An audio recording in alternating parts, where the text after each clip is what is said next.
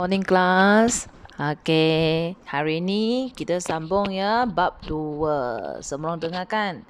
Okey, kelas, kalau you tak nampak jelas nota yang sebelum ni, cuba pergi Google Classroom ada nota PowerPoint ke sana ataupun tanyalah kawan di sini apa ni tak nampak. Handphone saya buka nampak. Saya tak pastilah you punya nampak ke tak nampak. Tak apalah, ataupun you cari saya lah. You WhatsApp saya, okey? Cuba fikir cara dulu, okey ya. Hari ini kita masuk ke 2.3, saling bersandaran dan interaksi antara organisma dan antara organisma dengan persekitaran.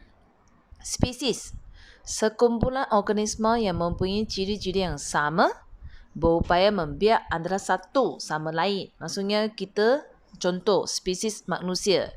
Manusia, kita ni semua ni manusia lah kan. Jadi kita mempunyai ciri yang sama. Kedua, populasi. Sekumpulan organisma yang sama spesies hidup bersama dan dapat membiak dalam habitat yang sama. So, kalau kita tinggal bersama, kita adalah populasi manusia. Komuniti terdiri daripada populasi yang hidup bersama-sama, saling berinteraksi. Kita bergantung satu sama lain kan? Kita merupakan haiwan yang perlu berhidup berkumpulan sebenarnya. Okay? Habitat, tempat tinggal. Ekosistem terdiri daripada komuniti yang tinggal bersama-sama dengan komponen bukan hidup. Komponen bukan hidup, contohnya air ataupun udara dan tanah. Kelas, saya kurang satu hash ya, ganti balik ya. Jadi, ekosistem merupakan satu sistem yang terbesar lah. Jadi, dengar ya, satu spesies.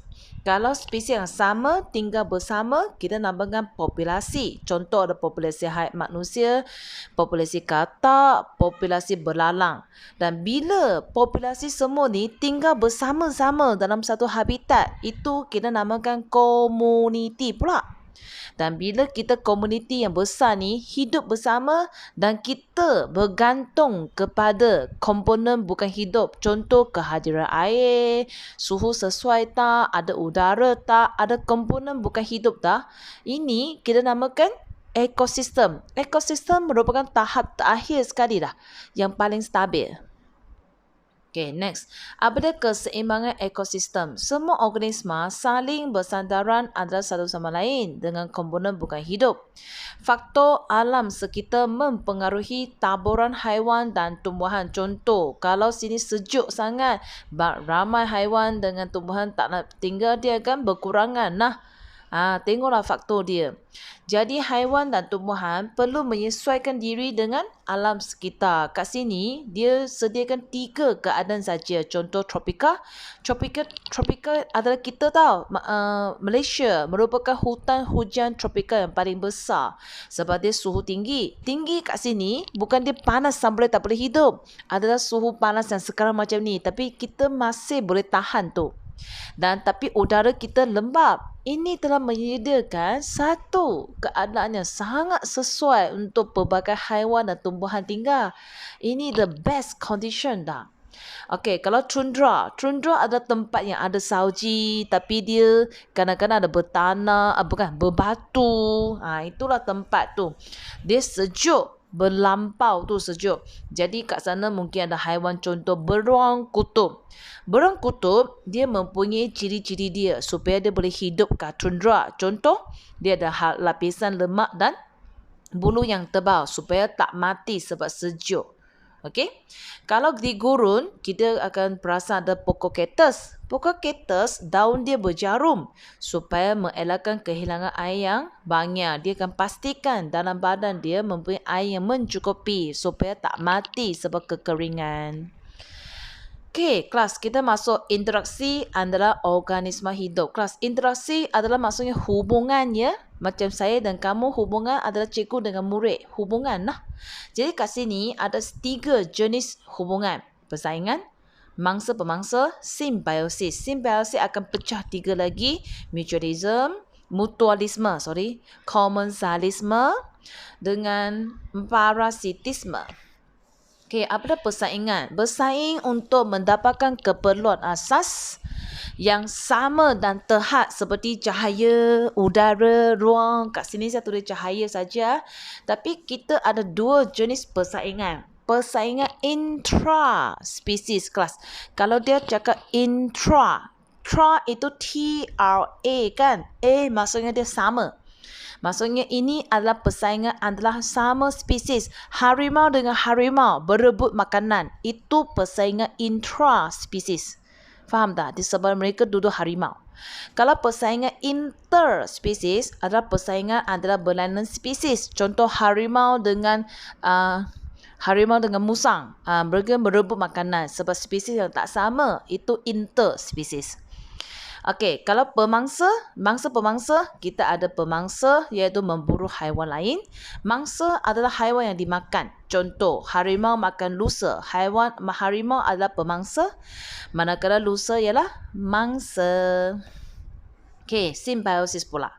Simbiosis, tadi saya cakap ada 3 kan. Mutualisme, iaitu hubungan antara dua-dua organisma. Tapi, dua-dua organisma dia mendapat keuntungan yang tersendiri. Kalau ada dua organisma A dan B lah. A mendapat keuntungan dari B, B mendapat keuntungan dari A. Contoh ikan badut dan buran. Buran melindungi ikan badut. Ikan badut membawa makanan kepada buran. Komensalisme, memanfaatkan satu organisma sahaja. Kelas saya salah ejaan sahaja, tak ada M Satu lagi, tiada sebarang kerugian ada keuntungan. Maksud contoh ikan remora dan ikan jerung. Kelas. Ikan remora, dia akan tinggal di bawah ikan jerung. Ikan jerung akan membawa makanan bagi ikan remora. Tapi ikan remora, dia tak membawa sebarang kerugian kepada ikan jerung. Maksudnya ikan remora dapat untung, ikan jerung tak ada. Sejauh kenapa? Okey. Parasitisme, memanfaatkan satu organisma sahaja. Satu lagi mengalami kerugian atau mati. Contoh, cacing pita yang tertinggal dalam usus manusia. Jadi cacing pita dia dapat makanan, dapatlah keuntungan. Tapi usus manusia kita dicederakan. Jadi kita adalah mengalami kerugian atau mungkin akan matilah.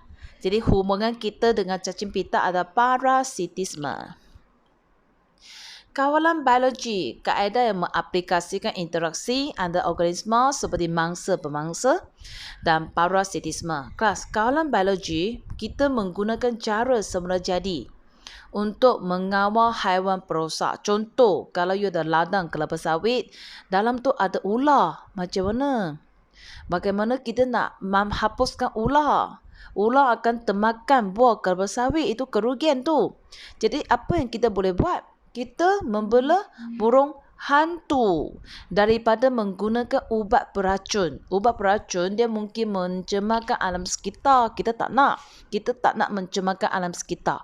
Kita membela burung hantu. Burung hantu akan makan ular itu sebagai makanan dia secara semula jadilah. Inilah cara kawalan biologi. Apa kebaikan dia? Lebih masuk alam, tidak mencemarkan alam sekitar, tidak memudaratkan kesihatan organisma lainlah kecuali haiwan perosak. Lebih murah.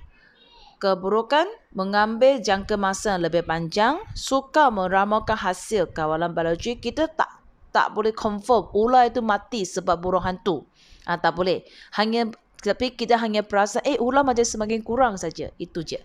Tapi dia akan mengganggu keseimbangan ekosistem sebab kita telah meletakkan burung hantu yang sebelum tak ada dalam ladang tu. Jadi ekosistem sudah tak seimbang. Okey, apakah faktor mempengaruhi saiz populasi? Penyakit. Dia mungkin akan mengurangkan populasi sehingga satu populasi pupus. Kedua, pemangsa. Kalau tempat itu banyak pemangsa, populasi mangsa akan berkurang. Sumber makanan. Sumber makanan kan kalau berkurang menyebabkan bukan haiwan saja, tumbuhan lain semua akan mati. Cuaca.